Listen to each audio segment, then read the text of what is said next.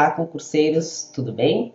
Sejam todos muito bem-vindos, né? A nossa primeira aula do nosso curso Reta Final, Direito Empresarial para o ISS Campinas.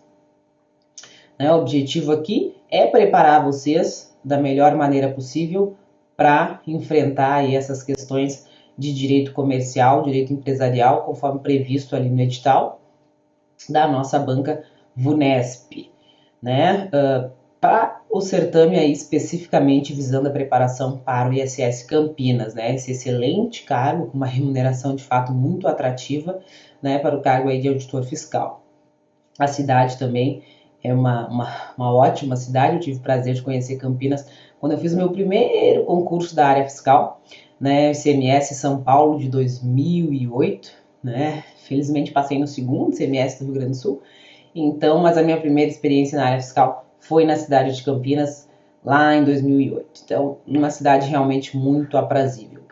Vamos, então, ao que interessa.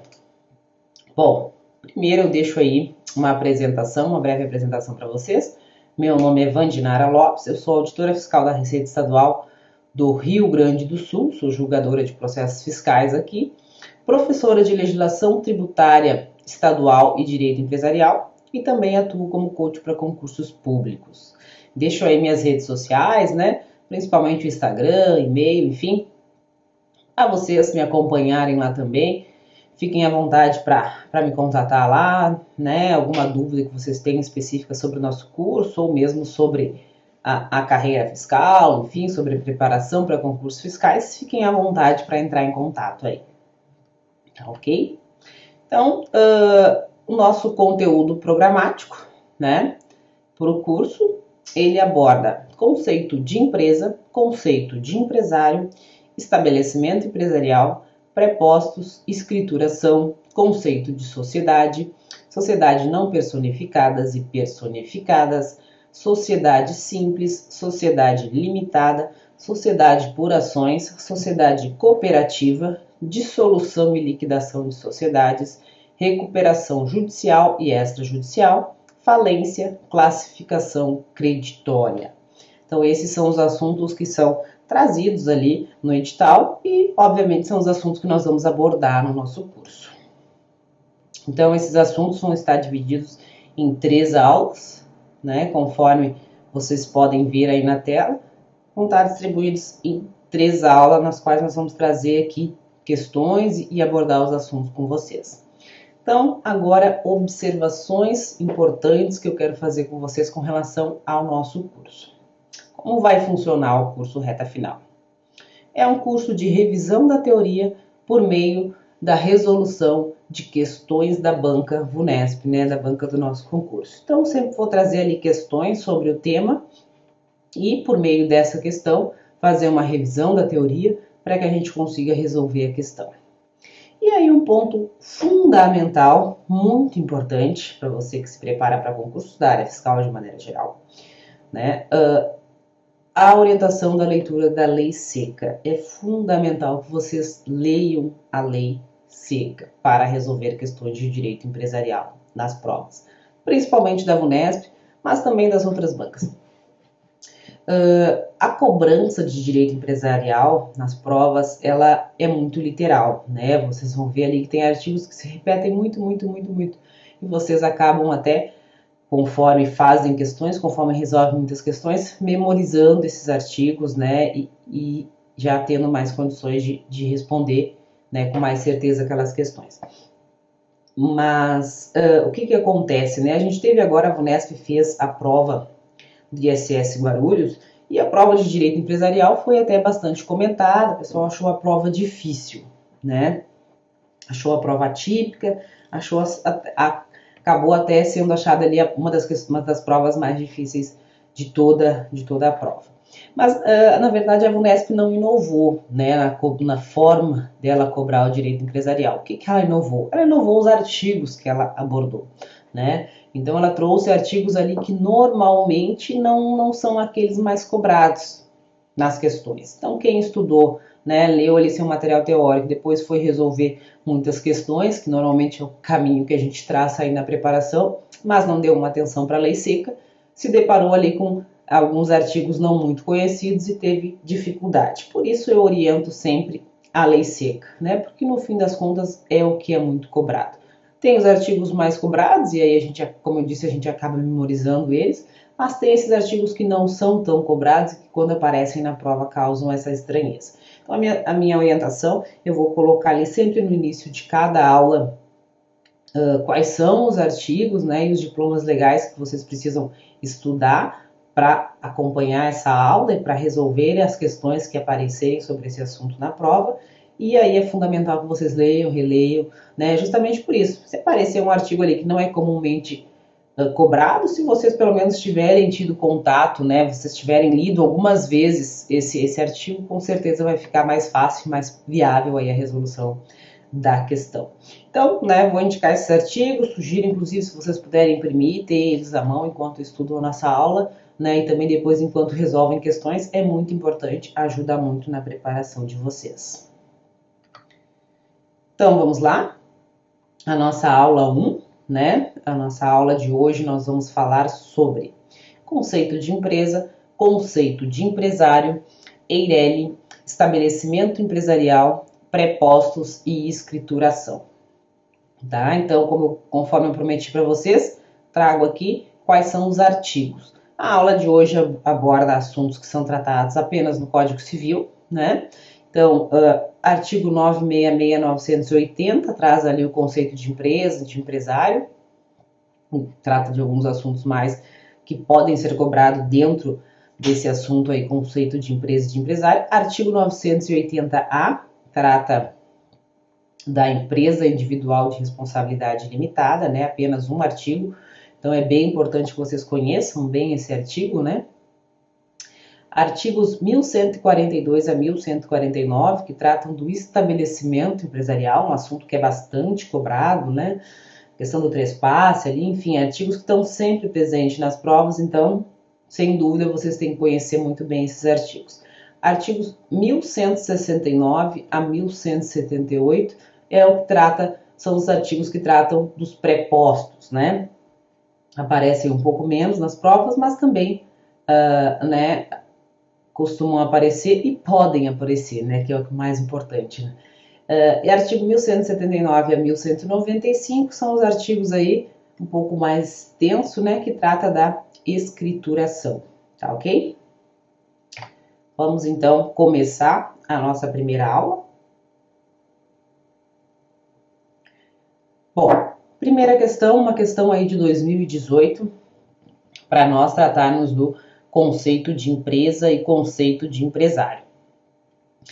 Para o Código Civil, o empresário é, letra A, equiparado à pessoa jurídica que pratica atividade econômica organizada para a produção de bens ou serviços. Letra B, um indivíduo a quem a lei atribui responsabilidade limitada se tiver integralizado o capital social empregado na produção.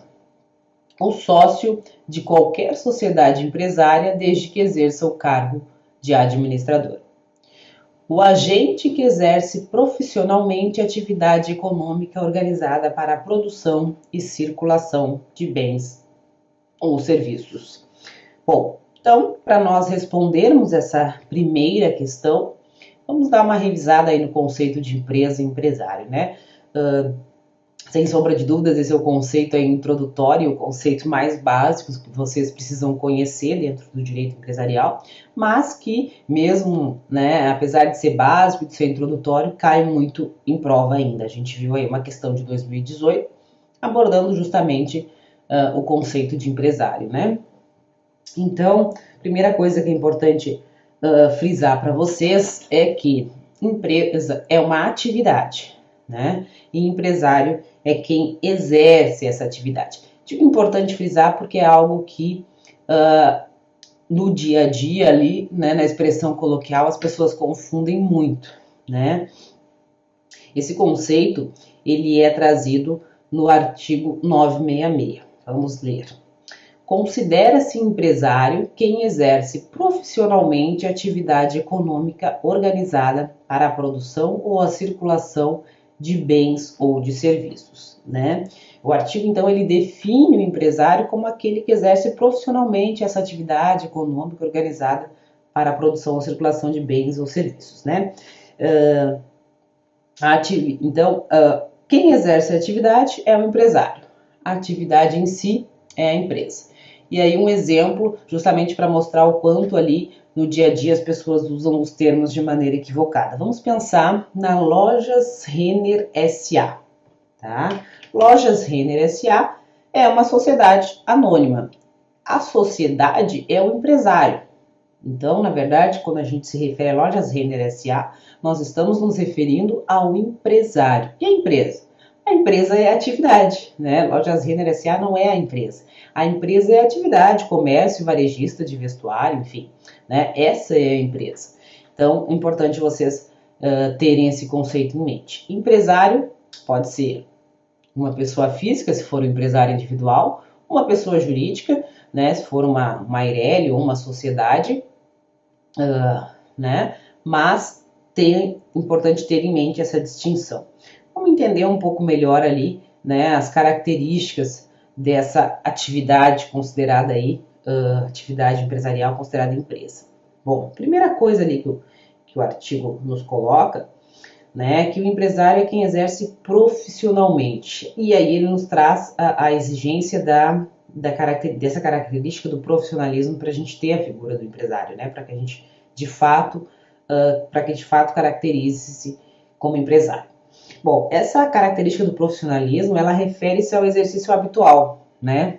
Quem exerce regularmente, né, com profissionalismo, é então empresário. Quem exerce de maneira eventual determinada atividade, por mais que ela tenha por objetivo lucro, né, não pode ser considerado empresário.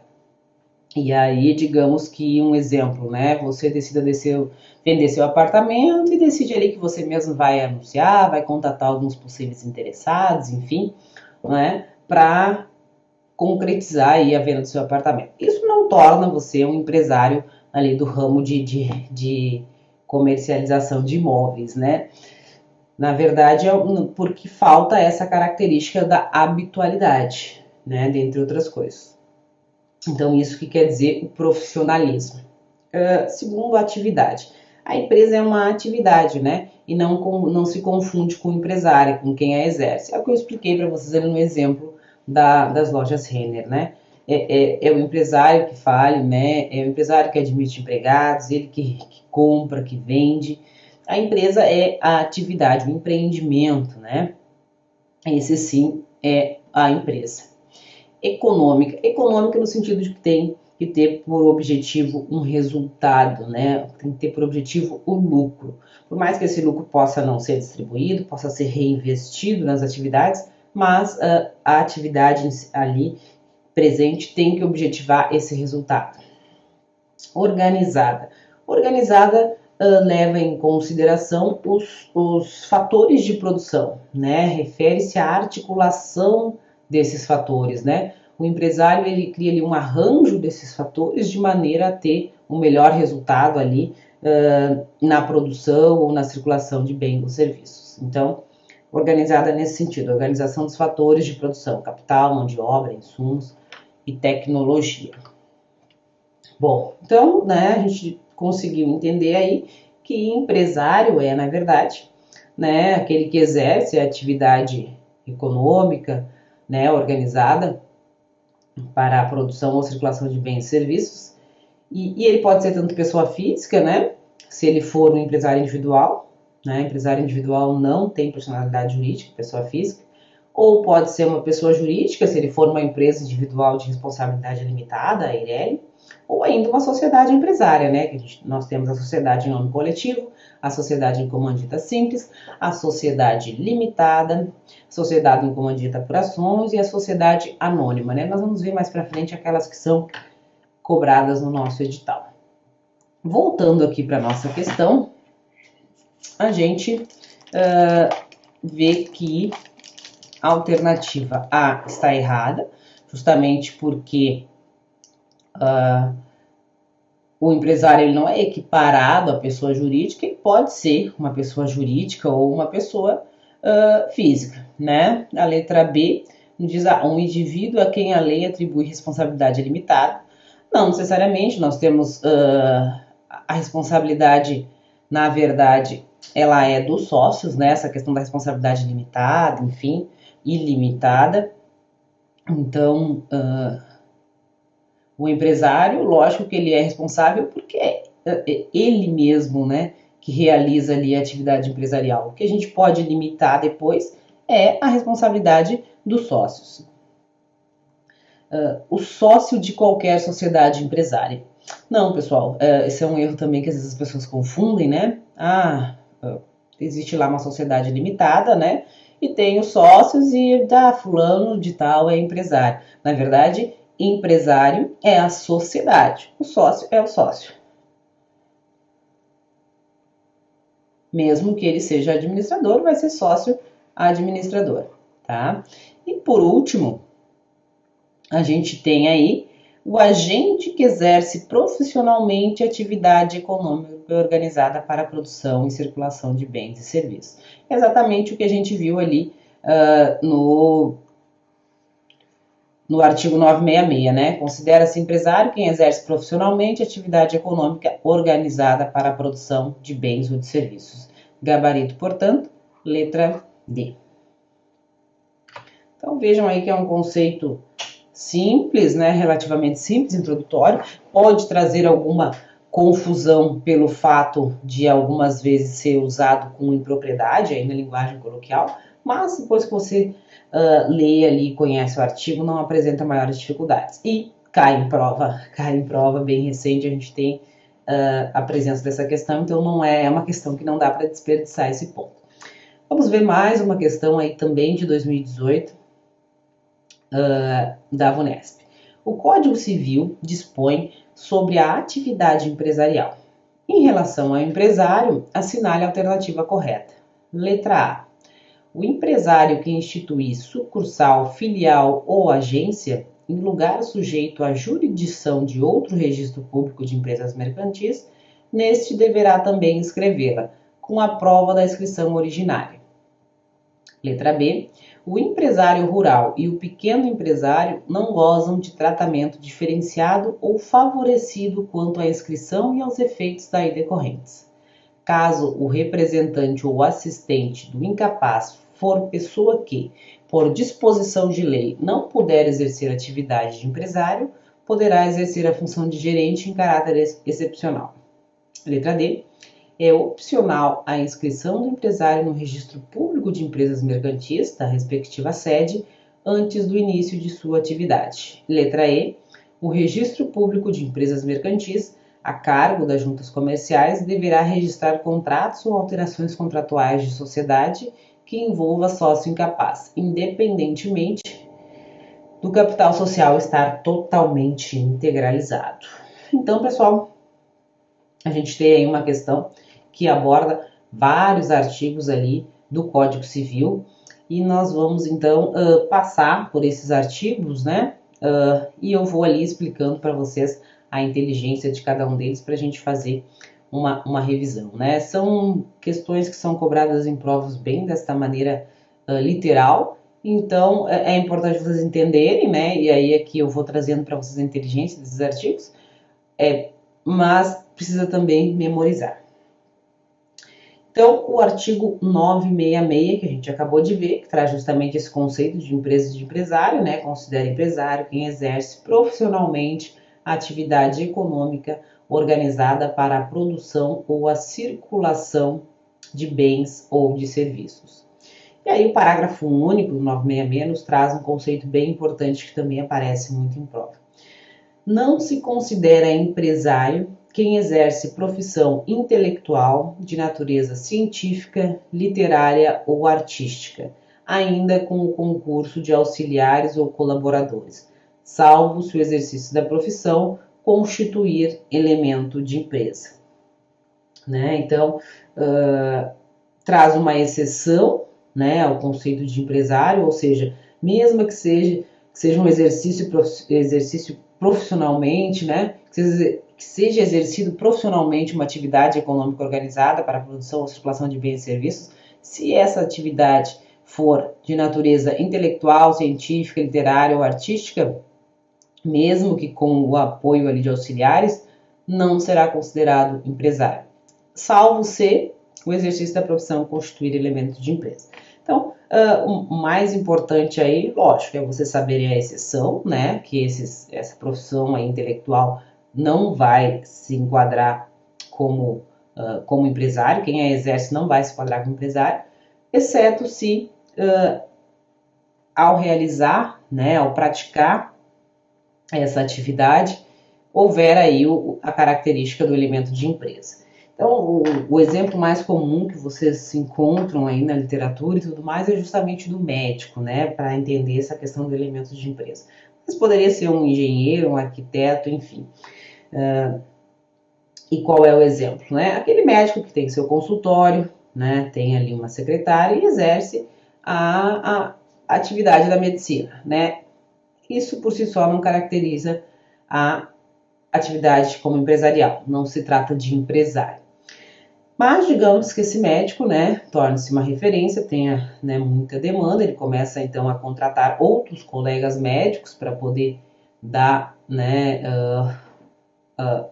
uma amplitude maior ao seu consultório, torna-se já uma clínica, né, enfim, contrata médicos também de outras especialidades, né, compra equipamentos para que possam ser realizados exames, enfim, no mesmo local, e daqui a pouco nós estamos praticamente diante de um hospital, né? Aquelas pessoas que iam até aquele local, até aquele estabelecimento para consultar com o doutor fulano de tal, porque o conheciam, enfim, e sabiam da sua competência, hoje vão a um empreendimento, né, onde tem inúmeros médicos de inúmeras especialidades, né, um hospital praticamente, onde a gente tem exames, enfim, já não é mais referência apenas aquela atividade, o exercício profissional ali daquele médico, mas criou-se todo um arranjo de fatores de produção, né? O médico hoje contratou outros médicos, né? Tecnologia, e essa tecnologia ela está presente tanto na forma como tu arranja esses fatores, como nas máquinas e equipamentos mesmo, né? Então passou a ter ali um elemento de empresa. Aquele médico que inicialmente ali exercia sua profissão de caráter intelectual passou na verdade a ser o organizador desses fatores de produção todos, né? Então a gente tem aí o elemento de empresa. Então é essa a diferenciação. Como eu disse para vocês, poderia ser um engenheiro que inicialmente fazia esses projetos e agora já é, né, uma grande construtora, enfim. É mais nesse sentido aí, de perder essa pessoalidade no exercício da profissão. Ok? É algo que aparece bastante em prova, é importante vocês terem em mente esse parágrafo único e principalmente também o entendimento do que seria esse elemento de empresa. Artigo 967. É obrigatória a inscrição do empresário no registro público de empresas mercantis da respectiva sede antes do início de sua atividade. Tá ok, pessoal? Então, é obrigatório. Quando deve ser o registro? Antes. Sempre antes do início da sua atividade, para que a empresa esteja regular. Na verdade, e é importante fazer uma distinção aqui para vocês, embora seja obrigatória essa inscrição do empresário no registro público de empresas mercantis, né, na junta comercial, antes do início de atividade, essa inscrição ela não tem um caráter ali constitutivo, ou seja, não é ela que determina que se está diante do empresário ou não. Eu fiz a inscrição, então agora eu sou empresário. Não, tu é empresário quando tu exerce atividade, quando tu exerce profissionalmente atividade econômica organizada para a produção ou circulação de bens ou serviços. A inscrição vai trazer ali um caráter de regularidade. Então, ela é obrigatória ser realizada antes do início da atividade. Artigo 968. A inscrição do empresário far-se-á mediante requerimento que contenha. E ali o artigo nos coloca, né, vários requisitos do registro: nome, nacionalidade, domicílio, estado civil, se casado, regime de bens. Notem que aí nós estamos diante do empresário individual, né? Até porque a pessoa jurídica não casa, né, pessoal? Então, a firma, o capital, o objeto da sede da empresa, né? O 966 e 967 são muito cobrados, 968 um pouco menos, mas como eu disse, é importante vocês lerem o artigo, lerem os artigos aí, né? Todos eles. Um outro artigo, um outro dispositivo que é cobrado é justamente esse parágrafo 3º aí do artigo 968.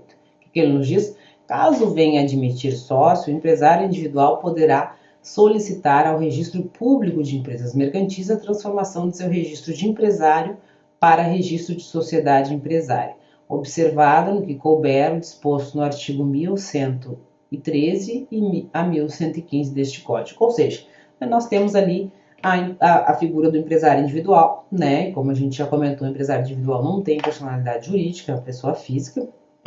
Mas caso esse empresário individual, né, venha admitir sócio, ele pode pedir a transformação do registro, né, para uma sociedade empresária, né, desde que observados ali os requisitos do registro, né, e também disposto lá no 1113, que é justamente não prejudicar terceiros e tudo mais, tá?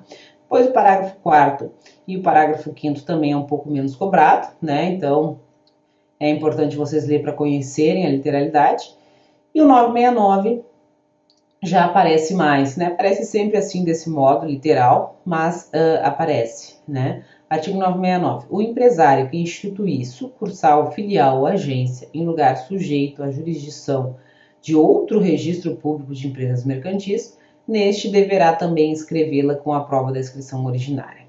Bom, então, o registro, pessoal, a junta, enfim, ele tem jurisdição estadual, né? Então, Estado de São Paulo registra sua empresa no Estado de São Paulo, a jurisdição é somente no Estado de São Paulo. Mas digamos que eu vá abrir uma filial no Rio de Janeiro.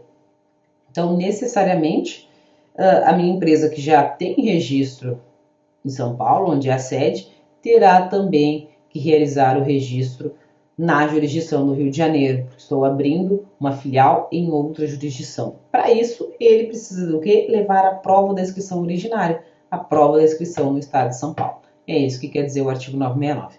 E o parágrafo único nos diz que, em qualquer caso, a constituição de estabelecimento secundário deverá ser averbada no registro público de empresas mercantis da respectiva sede.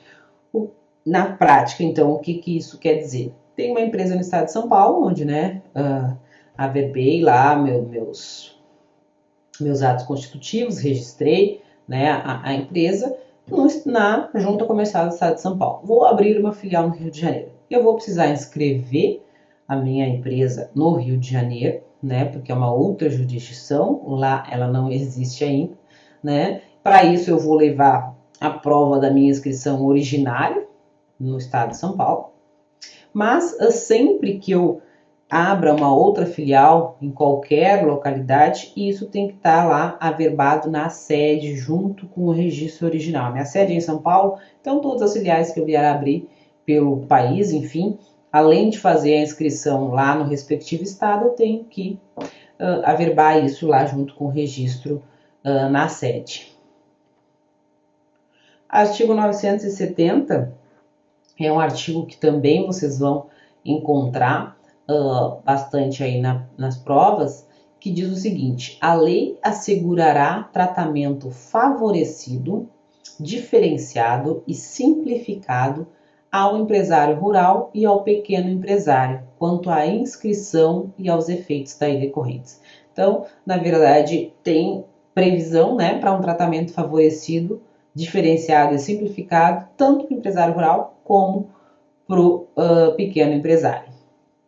E aí o artigo 971 nos diz o seguinte, que o empresário cuja atividade rural constitua a sua principal profissão pode, observadas as formalidades de que tratam o artigo 968 e seus parágrafos, requerer a inscrição no registro público de empresas mercantis da respectiva sede, caso em que, depois de inscrito, ficará equiparado para todos os efeitos ao empresário sujeito ao registro. Então, esse artigo aqui sobre o tratamento diferenciado, né, e principalmente aqui o 971, aparece bastante em prova, né, e aí tem um conceito importante que vocês entendam aí. O Ele nos diz o 971 que para aquele empresário, né, cuja atividade econômica, né, organizada ali, exercida profissionalmente para a produção ou circulação de bens e serviços, seja uma atividade rural, a inscrição na junta, né, a inscrição no registro, né, público de empresas mercantis é uma opção. Ou seja, quando a atividade é rural, ser empresário ou não é uma opção. Lembra que eu disse para vocês lá no caso do registro que mesmo ele devendo ser prévio ao início das atividades, não era ele que dava ao empresário características de empresário. Uma vez que ele exercesse profissionalmente atividade econômica organizada para circulação ou produção de bens e serviços, ele é empresário. O registro daria a ele uma condição de regularidade. No caso do empresário, no caso daquele que exerce atividade rural, é diferente. É justamente o caso no qual o registro tem caráter constitutivo, né, e não declaratório, lá como no caso dos demais empresários. Aqui, no caso do empresário rural, se ele não realizar essa inscrição, ele não vai ser considerado empresário. Então, tem um caráter constitutivo. Então, é importante vocês saberem isso. O registro do empresário rural tem caráter constitutivo, ou seja, se ele não se registrar, não será considerado empresário, né? Equiparado empresário é o termo que o artigo usa. E segundo, que isso é uma opção, né? Para aqueles que exercem atividade rural, a gente vai ver que isso é uma opção, né? De ser empresário ou não. Enquanto para os demais isso não é uma opção, né? Uma vez enquadrados ali no que nos diz o artigo 966, são considerados empresários. Para o empresário rural, isso é sim uma opção. Bom, pessoal, fechamos a nossa primeira meia hora. Vamos encerrar esse bloco aí para vocês tomarem uma água, tomarem aí um cafezinho e em seguida a gente volta aqui dando continuidade ao nosso curso Reta Final Direito Empresarial para o ISS Campinas. Até breve, pessoal.